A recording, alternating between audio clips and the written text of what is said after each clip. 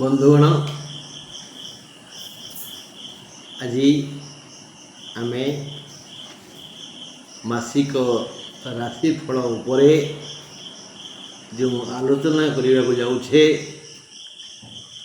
तार प्रथम राशि मेष जार अधिपति मंगल आम आज मंगल अधीन थिबा मेष राशि को नहीं दुख सुख होगा। एबे ग्रह माने वृषरे शुक्र अछंती से मासर शेष भाग को मिथुन को जीवे। मिथुन रे मास सारा रहिबे बृहस्पति। कर्कट रे बुध और रवि। सिंह रे मंगल और केतु। मध्य भागरे मंगल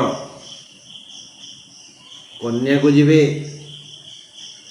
कुंभ रे राहु और मीन रे शनि अछंती।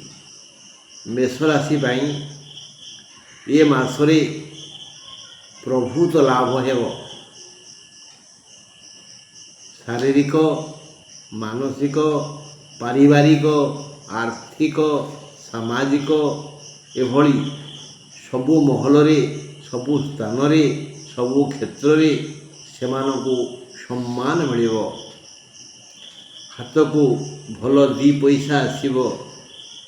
सेमाने योजना पर योजना करि चलिबे एवं किछि योजना फलवती हेबो। बहु बंधु सहयोग हाथ बढ़ाइबे। किछि बंधु आर्थिक सहयोग करिवे। भाई भौणी ज्ञाति कुटुंब एमाने समस्ते उल्लसित होई उत्साहित करिवे। देखिबा कथाटा केते सत्य केते मिछ।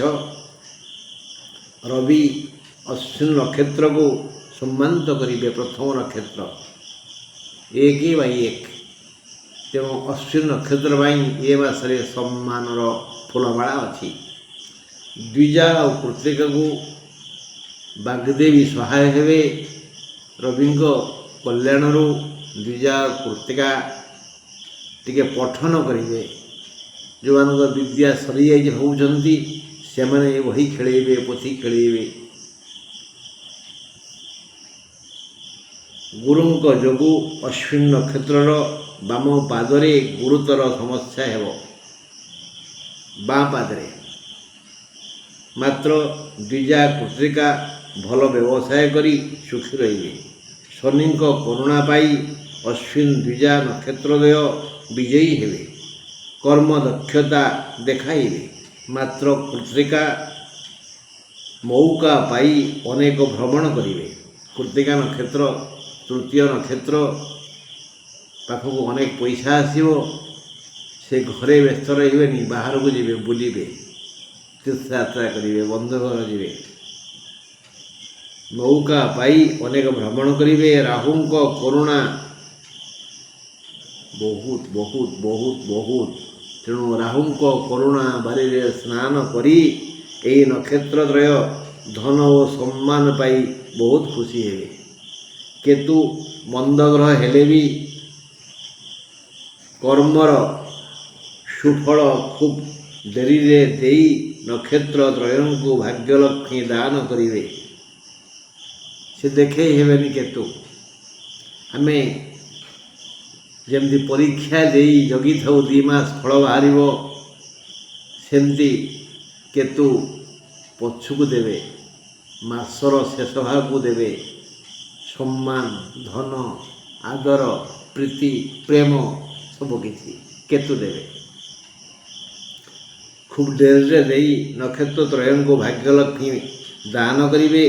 चतुर्थ रवि पंचम मंगल तृतीय शुक्र चतुर्थ रवि पंचम मंगल और तृतीय गुरुंक जोगु नानाविध रोग अस्तव्यस्त करिवो। केतु शोक संवाद शुणाई दुखित करिवे। अश्विन नक्षत्र बाम पादरे रोग हेब।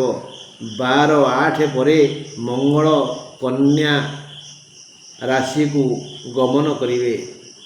ଚାଷ ବାଣିଜ୍ୟ ବ୍ୟବସାୟ ବୃତ୍ତି ଚାକିରିରୁ ଭଲ ଲାଭ ହେବ। ଚତୁର୍ଥ ବୁଦ୍ଧଙ୍କ ପାଇଁ ଭଲ ଆୟ ହେବ। 30/7 ଯାଏ ଶୁକ୍ର ସୁଖ ବଢ଼ାଇ ଚାଲିବେ। 31/7ରୁ ଏହି ସୁଖରେ ସେ କିଛି ବିହନ ବୁଣିବେ, ଅର୍ଥାତ୍ ତାକୁ ବିସ୍ତାର କରିବା ପାଇଁ ପ୍ରବଳ ଧନ ନେବେ। ମୋଟାମୋଟି ଏ ମାସରେ ଶୁକ୍ରଙ୍କର କଲ୍ୟାଣ, ରାହୁଙ୍କର ଆଶୀର୍ବାଦ, ଶନିଙ୍କର ଦୟା, କେତୁଙ୍କର କରୁଣା ଖୁବ୍ ବେଶୀ ମେଷ ରାଶି ପାଇଁ। ଶନି ଧନ ଦେଲେ ବି ଶାରୀରିକ ଦୁଃଖ ଯନ୍ତ୍ରଣା ବଢ଼ାଇ ଦେବେ। ଏକାଦଶ ରାହୁ ଦେଲା ଭଳିଆ ଦେଇଥାନ୍ତି। ଯେଣୁ ବିଭିନ୍ନ ଗ୍ରହ ବିବିଧ ଉପାୟରେ ଯଥେଷ୍ଟ ଧନ ଦେବେ। ତେଣୁ ମନକୁ ବଡ଼ ଅହଙ୍କାର ଆସିବ। ଫଳରେ କେତେକ ନୂଆ ଯୋଜନା ଓ ଦୁଃସାହସିକ ପଦକ୍ଷେପ ନେଇପାରନ୍ତି। ଏଥିପାଇଁ ଆପଣ ନିଜକୁ ସ୍ୱାଧୀନଚେତା ମନେକରି ନିଜ କାମ ନିଜେ କରିବେ। ପରିବାରର ଭବିଷ୍ୟତକୁ ସୁରକ୍ଷିତ ରଖିବା ପାଇଁ ନିଜ ପିଠିରେ ଭାର ବୋହିବେ। ଚେଷ୍ଟା କରିବେ ଯେ ମୁଁ ମୋ ପରିବାରର ସୁନାମ ଉଡ଼େଇବି, ଯଶ କେତନ ଉପରକୁ ଟେକିବି। ପରିବାର ପାଇଁ ବ୍ୟସ୍ତ ରହିବେ। ଚତୁର୍ଥ ଘରେ ରବି ଓ ବୁଧ, ଏଣୁ ବନ୍ଧୁ ସହଯୋଗ ମିଳିବ। ପଞ୍ଚମରେ ମଙ୍ଗଳ ଓ କେତୁ, ଏଣୁ ସନ୍ତାନମାନଙ୍କ ଉନ୍ନତି ହେବ।